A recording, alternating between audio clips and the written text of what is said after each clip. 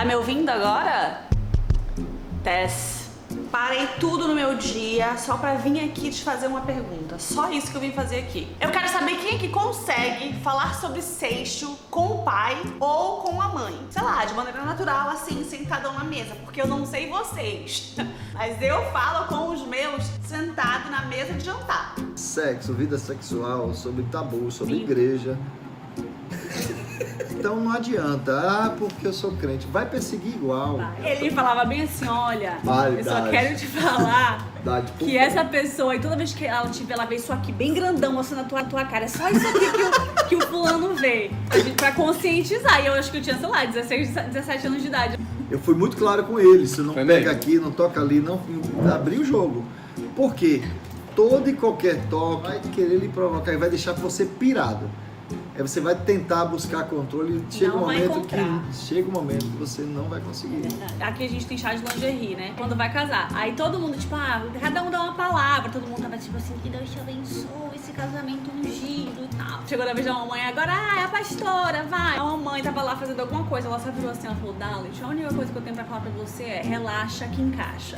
Gente, de verdade, foi a melhor dica que eu recebi. A gente fala sobre isso. Se abordado, a gente fala com segurança, com tranquilidade, inclusive sobre a vida dele sexual, que pra mim é meu interesse, porque eu quero que minha filha, meu filho sejam felizes sexualmente. Saudáveis. E saudáveis. E isso. que Deus abençoe, que vocês avancem. Teremos. E bom sexo pra você. Tá vendo aí, né? Filho de peixe, peixinho é.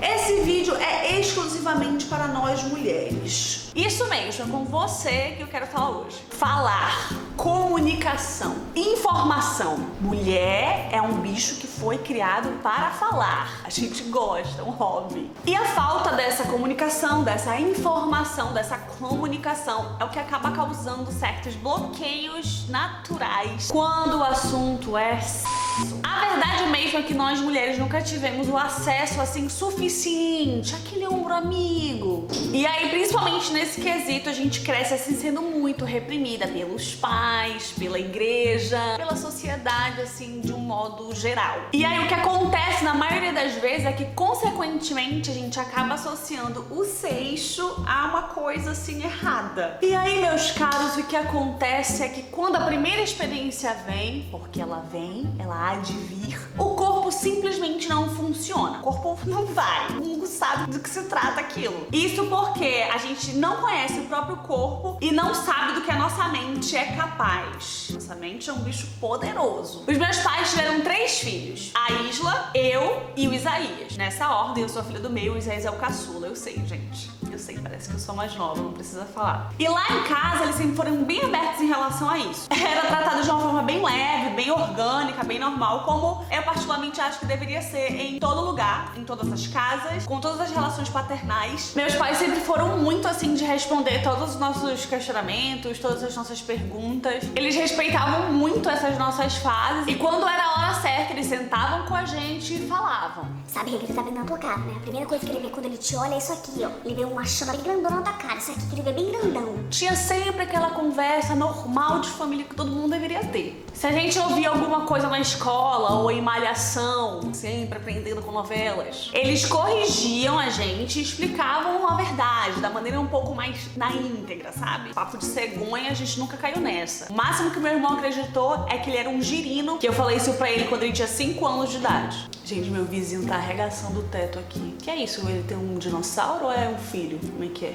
Fora que os meus pais, eles são muito engraçados, assim. Tipo, meu pai, principalmente, ele sempre fazia brincadeira e piada, tipo... Ai, gente, hoje eu vou namorar com a tua mãe, hein? Hoje vai ter namoro com a tua mãe. E a gente ficava, tipo...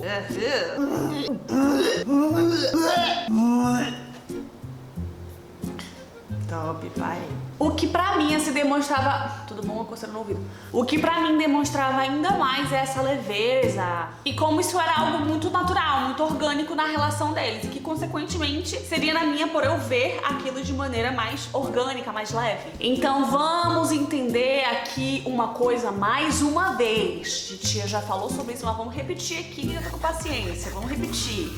Sexo foi criado por Deus. Censuras do YouTube aqui. Então, por que que esconder o sexo? Qual o sentido de você esconder isso ou de você tornar isso um tabu? Depois de um tempinho eu percebi que eu era a única de um grupo de amigas da igreja que meio que falava sobre isso de uma maneira assim mais aberta. Eu acabava falando sobre algumas coisas assim de uma maneira mais natural e eu era muito mal interpretada. Eu era muito taxada assim de vulgar. Sério, alguma delas me achava assim muito errada e eu só falava de lambejo na época, né? Eu só falava de tipo umas linguadas assim que eu contava pra elas. De todas as amigas que eu tinha, eu conseguia falar com basicamente 3 delas sem me sentir tão mal, sendo que uma delas morava em outro estado, então dificultava ainda mais as coisas. E apesar delas pararem pra me ouvir, eu ainda sentia aquele constrangimento, aquele arzinho assim de constrangimento que rola. Vai arrombar do cacete. E assim como a maioria de vocês, foi uma época da minha vida que eu passei a me sentir reprimida, e não por causa da minha educação familiar, mas pela maneira que a igreja fazia eu me sentir em relação à minha sexualidade e as etapas que eu tava passando, fazendo parecer que era inadequado pra minha idade, sabe? E daí eu passei da menina de 8 anos de idade, que tinha liberdade total pra falar com os pais do amiguinho que achava bonitinho no colégio, pra uma menina de 17 anos que passou a se sentir insegura pra falar sobre isso com pessoas que confiava por causa da influência que a doutrina da igreja tinha na minha vida. Gente, o que tá acontecendo? Que tanta moto é essa? Os delivery, certeza. E eu lembro de um momento específico em que eu e aquelas 3 amigas, a gente acabou compartilhando umas internas, bem internas, e a gente terminou o papo assim, morrendo de rir, porque a gente tava passando por exatamente as mesmas coisas. E eu lembro que eu pensei assim, meu Deus, tudo safada que nem eu.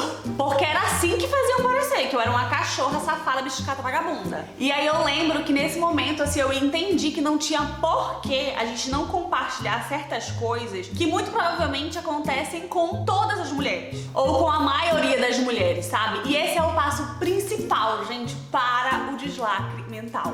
O deslacre mental é o segredo da mulher que quer um seixo saudável para a vida. Eu recebo muita pergunta assim, o que mais a galera me pergunta é: meu Deus, como tu conseguiu ter uma primeira vez legal, uma primeira vez sem dor e ainda sentindo prazer? Ou como eu sabia que eu tinha tido um orgasmo? Essa pergunta é muito comum. Ou como que eu cheguei a um orgasmo tão cedo? Porque tem mulheres que demoram muito tempo pra conseguir chegar no primeiro orgasmo depois da primeira relação. Como eu não tive vergonha do meu corpo? Como eu sabia o que fazer na hora H? E como eu poderia saber tanto sobre isso se eu só tinha transado com um homem na vida? E pra saber, tu tem que bater bife com metade da cidade, né? 2 milhões de pessoas, 1 milhão tem que bater bife pra saber. E a resposta pra todas essas perguntas, gente, está no maior órgão sexual que nós temos. E eu não tô falando da nossa vagina, não tô. Eu tô falando dele mesmo, do próprio, exatamente, do cérebro. A minha vida mudou totalmente no meu primeiro ano de faculdade, quando eu comecei a estudar sobre anatomia humana de uma maneira assim mais detalhada. E eu lembro que uma coisa que me impressionou muito foi o cérebro, o poder do cérebro, o que esse órgão é capaz de fazer e em como ele influencia em absolutamente tudo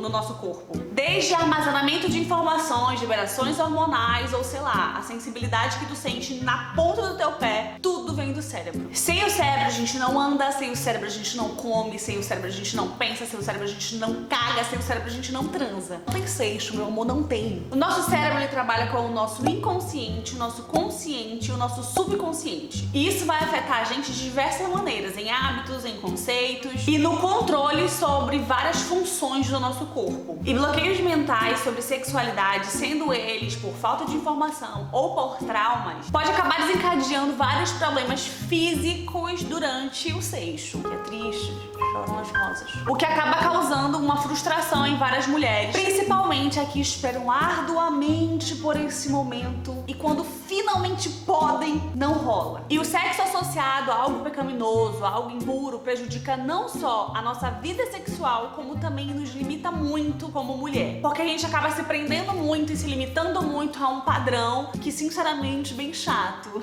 bem sem graça. E muitas mulheres que são sexualmente ativas podem ter deslacre mental. São mulheres que não são virgem de corpo, né? Já são ativas, já têm relação, mas elas são lacradas de mente. Geralmente são mulheres que sentem muita dificuldade na relação sexual de diversas formas. São mulheres que nunca sentiram prazer ou que nunca tiveram orgasmo e por conta disso elas passam a não gostar do sexo, acham que o sexo é ruim e elas acabam só fazendo mesmo por uma obrigação matrimonial. Conheço vários casos assim. O que acontece muito também são mulheres que casam virgem, casam lacrada e não conseguem perder a virgindade, não conseguem ter penetração, a maioria delas por conta de vaginismo, ou não conseguem sentir prazer por não conseguir se desfazer, se desprender desse conceito de que sexo é algo errado, de que sexo não é certo. E mesmo que de maneira inconsciente, esse conceito pode interferir em como o nosso corpo vai responder a esses estímulos sexuais. Às vezes você conscientemente sabe que já pode, sabe que já tá casada, sabe que tudo certo, sabe o que você quer, mas inconscientemente esse conceito tá tão bem instalado, seu corpo simplesmente não responde a esses estímulos. Ai, eu tô tão séria hoje, né?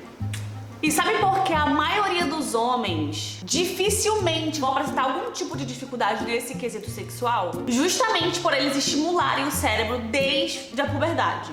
E as mãos também, adquirindo calos e descamações de tanto descabelar o palhaço. E por esse tema ser abordado de uma maneira mais orgânica, de uma maneira mais respeitosa, de uma maneira mais natural com os homens, já que impulsos sexuais parecem ser involuntários só em homens, né? Mulher não, só em homens que esses estímulos são involuntários, principalmente na puberdade. O que acontece é que, consequentemente, a maioria deles acaba tendo esse deslacre mental de maneira natural. Autoconfiança, zonas erógenas, estímulos e autoconhecimento é um padrão sexual comum para a maioria dos homens desde a adolescência. E esse lacre mental, ele tem vários níveis e ele pode estar associado a várias coisas. Criação, tabu, traumas sexuais, traumas psicológicos, falta de informação e o mais clássico, a religião. E cada um desse nível acompanha um tempo para que esse deslacre mental aconteça mediante as situações que cada um viveu, que cada um passou.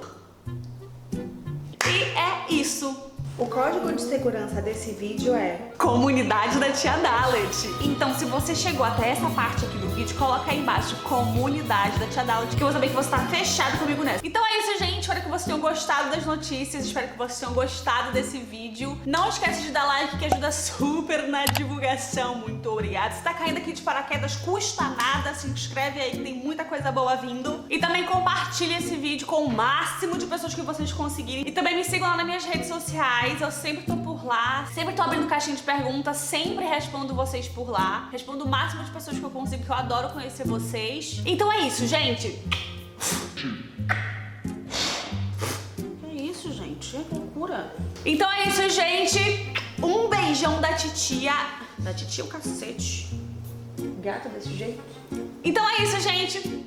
Um beijão e tchau.